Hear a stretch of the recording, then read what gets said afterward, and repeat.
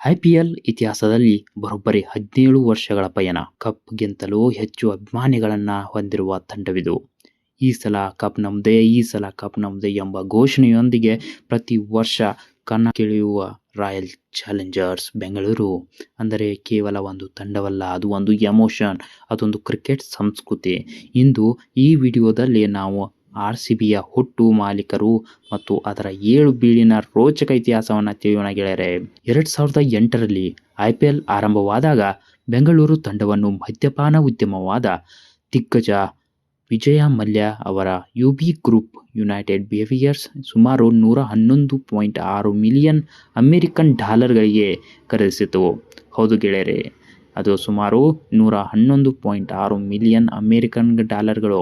ತಮ್ಮದೇ ಕಂಪನಿಯ ಬ್ರ್ಯಾಂಡ್ ಆದ ರಾಯಲ್ ಚಾಲೆಂಜರ್ ಹೆಸರನ್ನು ತಂಡಕ್ಕೆ ಇಡಲಾಯಿತು. ತಂಡದ ಮೊದಲ ನಾಯಕನಾಗಿ ಭಾರತದ ದಂತಕತೆ ರಾಹುಲ್ ದ್ರಾವಿಡ್ ನೇಮಕಗೊಂಡರು. ಆದರೆ ತಂಡದ ಮೊದಲ ಸೀಸನ್ ಅಂದುಕೊಂಡಷ್ಟು ಸುಲಭವಾಗಿರಲಿಲ್ಲ. ಸಮಯ ಕಳೆದಂತೆ ತಂಡದ ಮಾಲೀಕತ್ವದಲ್ಲಿ ದೊಡ್ಡ ಬದಲಾವಣೆ ಆಯಿತು. ವಿಜಯ ಮಲ್ಯ ಅವರ ಆರ್ಥಿಕ ಸಮಸ್ಯೆಗಳ ಕಾರಣದಿಂದ ಯುನೈಟೆಡ್ ಸ್ಪಿರಿಟ್ ಲಿಮಿಟೆಡ್ನ ಬಹುಪಾಲನ್ನು ಪ್ರಮುಖ ಜಾಗತಿಕ ಮದ್ಯಪಾನ ಕಂಪನಿಯಾದ ಡಿಯಾಜಿಯೋ ಖರೀದಿಸಿತು. ಇಂದಿಗೂ RCB ತಂಡವನ್ನು ನಿರ್ವಹಿಸುತ್ತಿರುವುದು ಇದೇ ಡಿಯಾಜಿಯೋ ಒಡೆತನದ ಯುನೈಟೆಡ್ ಸ್ಪಿರಿಟ್ಸ್. ಈ ಬದಲಾವಣೆ ತಂಡದ ಆಡಳಿತ ಮತ್ತು ಆರ್ಥಿಕ ಸ್ಥಿರತೆಯನ್ನು ಬಲಪಡಿಸಿತು. ಆರಂಭಿಕ ದಿನಗಳಲ್ಲಿ ರಾಹುಲ್ ದ್ರಾವಿಡ್ ನೇತೃತ್ವದಲ್ಲಿ ತಂಡ ಸಜ್ಜಾಯಿತು. ನಂತರ ಅನಿಲ್ ಕುಂಬ್ಳೆ ಅವರ ನಾಯಕತ್ವದಲ್ಲಿ 2009ರಲ್ಲಿ ಫೈನಲ್ ತಲುಪಿದಾಗ ಕಪ್ ಗೆಲ್ಲುವ ಭರವಸೆ ಹೆಚ್ಚಾಗಿತ್ತು.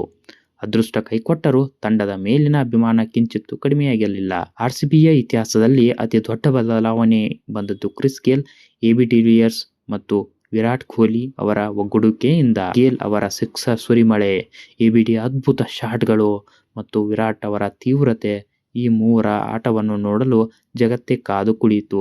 2016ರ ಈ ಸೀಸನ್ ವಿರಾಟ್ ಕೊಹ್ಲಿಯ ಬ್ಯಾಟಿಂಗ್ನ ಪರಾಕಾಷ್ಠೆ, 4 ಶತಕಗಳೊಂದಿಗೆ ಅವರು ಇತಿಹಾಸವನ್ನೇ ಸೃಷ್ಟಿಸಿದ್ದರು. ಕಪ್ ಗೆಲ್ಲಲು ಸಾಧ್ಯವಾಗಲಿಲ್ಲ ಎಂಬ ಟೀಕೆಗಳು ಕೇಳಿಬಂದವು. ಆದರೆ RCB ಗೆದ್ದದ್ದು ಕಪ್ಗಳನ್ನಲ್ಲ, ಜನರ ಹೃದಯಗಳನ್ನು.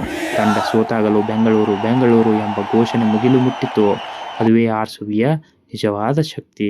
RCB ಒಂದು ತಂಡ ಮಾತ್ರವಲ್ಲ, ಅದೊಂದು ಸಂಸ್ಕೃತಿ. ಪ್ರತಿ ವರ್ಷ ಹೊಸ ಭರವಸೆ, ಹೊಸ ಆಟಗಾರರು, ಹೊಸ ತಂತ್ರ. ಇವತ್ತಲ್ಲ ನಾಳೆ ಈ ಕಪ್ಪು ಖಂಡಿತ ನಮ್ಮದಾಗುತ್ತೆ ಎಂಬ ನಂಬಿಕೆ ಪ್ರತಿಯೊಬ್ಬ ಕನ್ನಡಿಗನಲ್ಲಿದೆ. ಯಾಕೆಂದರೆ ನಮ್ಮ ಪ್ರೀತಿ ಅಂತಹದು.